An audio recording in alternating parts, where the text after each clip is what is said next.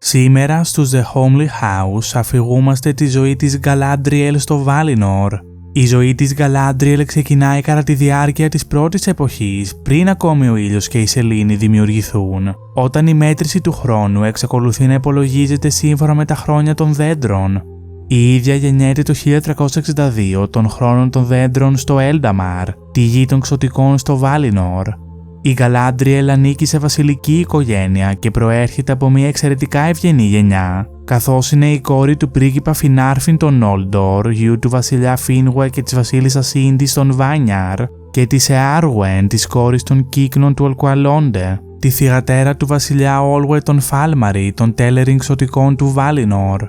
Η ίδια είναι η μικρότερη αδελφή ανάμεσα σε 4 παιδιά και η μοναδική κόρη. Τα μεγαλύτερα αδέλφια της είναι ο Φίνροντ Φέλαγκουν, το Άγκροντ και ο Άιγνορ. Από την πλευρά του πατέρα της του Φινάρφιν, η Γκαλάντριελ έχει συγγένεια με πολλούς σημαντικούς χαρακτήρες του Legendarium. Είναι η ανιψιά του Φινγκόλφιν και του Φέανορ και η πρώτη ξαδέλφη των 7 γιών του τελευταίου και των 4 παιδιών του Φινγκόλφιν, μεταξύ των οποίων είναι και ο Τούργον, ο προπαππούς του Έλορον του Μισοξωτικού. Η Γκαλάντριελ ακόμη και στα πρώτα της χρόνια αποδεικνύεται ένα ισχυρό και ξεχωριστό ξωτικό με εξαιρετικά χαρίσματα, ένα από τα σπουδαιότερα ξωτικά του οίκου του Φίνουε. Ο Φινάρφιν ονομάζει τη μοναδική του κόρη Άρτανης, το οποίο είναι κουένια και σημαίνει ευγενής γυναίκα. Λόγω του ύψους και του αναστήματος της Άρτανης, της μεγάλης δύναμης του σώματος και της θέλησής της και του θάρρους της, η Εάργουεν, η μητέρα της, την ονομάζει Νέργουεν, το οποίο είναι κουένια και σημαίνει ανδρογυναίκα. Το μητρικό της όνομα ήταν Νέργουεν, ανδρογυναίκα, και μεγαλώνοντας έγινε ψηλή πέρα από το μέτρο ακόμη και των γυναικών των Νόλντορ. Ήταν δυνατή στο σώμα, στο νου και στη θέληση, εφάμιλη τόσο εκείνων που γνώριζαν τις παραδόσεις όσο και των αθλητών των Έλνταρ στις μέρες της νεότητάς τους. Καταγράφεται ότι η Γκαλάντριελ είναι η υψηλότερη από όλες τις γυναίκες των ξωτικών σε ολόκληρο το Legendarium. Η Γκαλάντριελ, η υψηλότερη από όλες τις γυναίκες των Έλνταρ για τις οποίες οι ιστορίες μιλούν, λεγόταν ότι είχε ύψος άνδρα, αλλά αυτό σημειώνεται σύμφωνα με το μέτρο των Ντούνεντάιν και των ανδρών του παλαιού καιρού, υποδηλώνοντας ένα ύψος περίπου 6 πόδια και 4 ίντσες. Στο The Peoples of Middle-earth λέγεται ότι από τα 4 παιδιά του Φινάρφιν, οι πιο φημισμένοι είναι η Γκαλάντριελ και ο Φίνροντ. Τα πιο ξακουστά από αυτά ήταν το πρώτο και το τέταρτο, η μοναδική κόρη, και μόνο αυτών των 2 τα μητρικά ονόματα δεν έχουν ξεχαστεί. Στη νεότητά της η Γκαλάντριελ λατρεύει να περιπλανιέται μακριά, πέρα από τα μέρη των συγγενών της, και επίσης επισκέπτεται συχνά τους Τέλερι του Αλκουαλόντε, το λαό της μητέρας της. Ενώ κατοικεί στο Βάλινορ, η ίδια γίνεται μαθήτρια των Βάλα, Ράουλε και Γιαβάνα. Και όντας μία από τους Νόλντορ, η Γκαλάντριελ έχει μία παθιασμένη αγάπη για ό,τι κατασκευάζεται με τα χέρια. Εκείνη μαθαίνει γρήγορα όλα όσα οι Βάλαρ διδάσκουν στα ξωτικά. Όντας λαμπρή στο μυαλό και γρήγορη στην πράξη, είχε από νωρίς εμπεδώσει όλα όσα ήταν ικανή από τις διδασκαλίες τις οποίες οι Βάλαρ θεωρούσαν κατάλληλες για να δώσουν στους Έλνταρ, και ένιωθε περιορισμένη στην κηδαιμονία του Άμαν. Ο Τόλκιν παραλληλίζει την Γκαλάντριελ ακόμα και με τον θείο της, τον ίδιο τον Φέανορ, ο οποίος είναι ο πιο πρικισμένος ανάμεσα στους Νόλντορ, θεωρώντας τους σπουδαιότερους από τους Έλνταρ του Βάλινορ.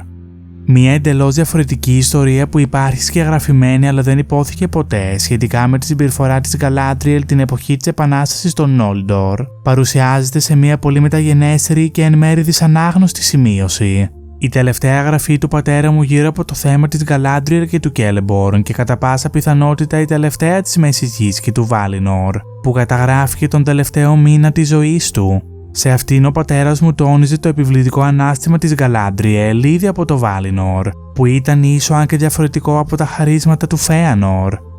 Όπως όλα τα παιδιά του Φινάρφιν, η Γκαλάντριελ κληρονομεί τα χρυσαφένια του μαλλιά, τα οποία έχουν έρθει στην οικογένεια από τους Βάνιαρ, μέσω της γιαγιάς της Γκαλάντριελ, την Ίντις, τη δεύτερη σύζυγο του Φίνουε. Μία αδελφή είχαν, την Γκαλάντριελ, την πιο όμορφη από όλο τον οίκο του Φίνουε. Τα μαλλιά της έλεπαν χρυσαφένια, λες και είχαν παγιδεύσει σε δίχτυ την ακτινοβολία της Λάουρελιν. Αυτό το χαρακτηριστικό κάνει την Γκαλάντριελ και τα αδέλφια της να ξεχωρίζουν ανάμεσα στους πρίγκιπες των Νόλντορ, αλλά τα μαλλιά της Γκαλάντριελ είναι ένα μοναδικό χαρακτηριστικό δικό της, γιατί είναι ασυνήθιστα όμορφα. Η Galadriel ήταν η πιο σπουδαία από όλους τους Noldor εκτός από τον Fëanor ίσως, αν και ήταν πιο σοφή από αυτόν και η σοφία της μεγάλωνε με το πέρασμα των μακρών χρόνων. Ακόμα και ανάμεσα στους Eldar θεωρούταν πανέμορφη και τα μαλλιά της ήταν ένα θαύμα απαράμιλο. Ήταν χρυσαφένια σαν τα μαλλιά του πατέρα της και της προμήτωρός της Ίντης, αλλά πιο πλούσια και πιο ακτινοβόλα, γιατί το χρυσάφι τους ήταν αγγιγμένο από κάποια ανάμνηση του ασημιού των άστρων της μητέρας της. Και οι Eldar έλεγαν ότι το φως των δύο δέντρων της Laurelin και του Telperion είχε παγιδευτεί στις πλεξούδες της. Το γεγονός ότι τα μαλλιά της Galadriel έχουν παγιδεύσει στο χρυσό και ασημένιο φως των δύο δέντρων παίζει καθοριστικό ρόλο στην εξέλιξη της ιστορίας της Μέσης Γης, διότι πιστεύετε ανάμεσα στα εξωτικά ότι λόγω των μαλλιών της ο Fëanor συλλαμβάνει την ιδέα να φυλακίσει το φως των δέντρων του Valinor.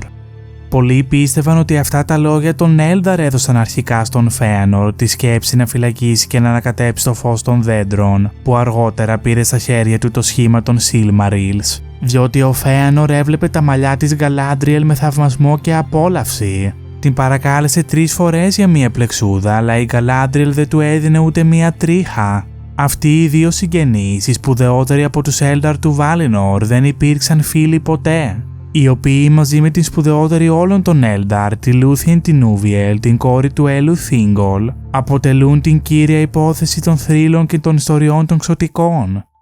Το γεγονός ότι η Galadriel δεν δίνει στον Fëanor ούτε μία τρίχα από τα μαλλιά της θα έρθει ξανά στο προσκήνιο χιλιάδες χρόνια αργότερα στο Lothlórien. Κατά τη διάρκεια της ζωής της στο ευλογημένο βασίλειο, εκτός από τα ονόματα που της έχουν δοθεί από τους γονείς της, η Galadriel λαμβάνει ακόμα ένα όνομα στην Telerin, Alatariel. Αυτό το όνομα είναι ένα επέσε ή προσωνύμιο που της δόθηκε όταν ήταν νεαρή και αναφέρεται στην εκθαμβωτική λάμψη των χρυσοασημένιων μαλλιών της, τα οποία κατά την νεότητά της φτιάχνει σε 3 μακριές πλεξούδες, με τη μεσαία να είναι τυλιγμένη γύρω από το κεφάλι της. Είναι ένα δεύτερο όνομα που της δόθηκε όταν ήταν νεότερη στο μακρινό παρελθόν, γιατί είχε μακριά μαλλιά που άστρεφταν σαν χρυσάφι, αλλά ήταν επίσης αγγιγμένα με ασήμι. Είχε τότε την όψη Αμαζόνας και έπλεκε τα μαλλιά της σαν στεφάνι γύρω από το κεφάλι της όταν λάμβανε μέρος σε αθλητικές εκδηλώσεις. Ο Τόλκιν παρέχει πολλές μεταφράσεις αυτού του ονόματός της. Γυναίκα εστεμένη με στεφάνι λαμπερής ακτινοβολίας, γυναίκα εστεμένη με ακτινοβόλο στεφάνι, αστραφτερό στεφάνι και γυναίκα στεφανωμένη με γυαλιστερά μαλλιά. Αυτό το όνομα θα μεταφραστεί στη Sindarin αργότερα στο Beleriand και θα γίνει το πιο οικείο Galadriel. Η ίδια αποδέχεται και επιλέγει αυτό ως το Sindarin όνομά της στη Μέση Γη αντί αυτόν που έλαβε από τον πατέρα ή τη μητέρα της, καθώς είναι το πιο όμορφο από όλα τα ονόματά της. Τα πρώτα χρόνια της ζωής της στο Άμαν, η Galadriel είναι υπερήφανη και επαναστατική και επιθυμεί την ελευθερία, αλλά είναι επίσης γενναιόδωρη και καλόκαρδη, ούσα δύσπιστη μονάχα απέναντι στον Fëanor.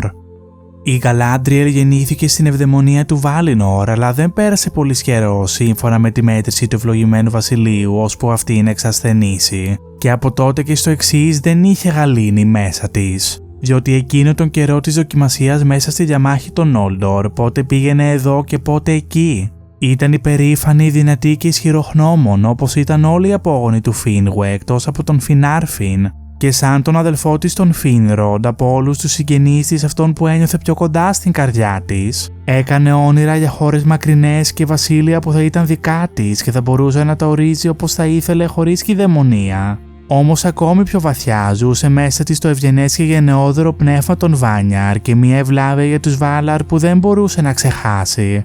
Από τα πρώτα της χρόνια είχε ένα θαυμαστό χάρισμα διόρασης στις σκέψεις των άλλων, αλλά τους έκρινε με ήκτο και κατανόηση και δεν συγκρατούσε την καλοσύνη της από κανέναν εκτός μόνο από τον Fëanor. Μέσα του διέκρινε ένα σκοτάδι που μισούσε και φοβόταν, αν και δεν αντιλήφθηκε ότι η σκιά του ίδιου κακού είχε σκεπάσει τις σκέψεις όλων των Noldor, ακόμα και τη δική της. Το σκοτάδι αυτό θα οδηγήσει την Galadriel και τους υπόλοιπους συγγενείς της μακριά από την πατρίδα τους, στην εξορία. Περισσότερα γι' αυτό στο επόμενο βίντεο. Σας ευχαριστούμε που παρακολουθήσατε το βίντεο. Θα τα πούμε στο επόμενο, στους The Homely House. Να Μάριε.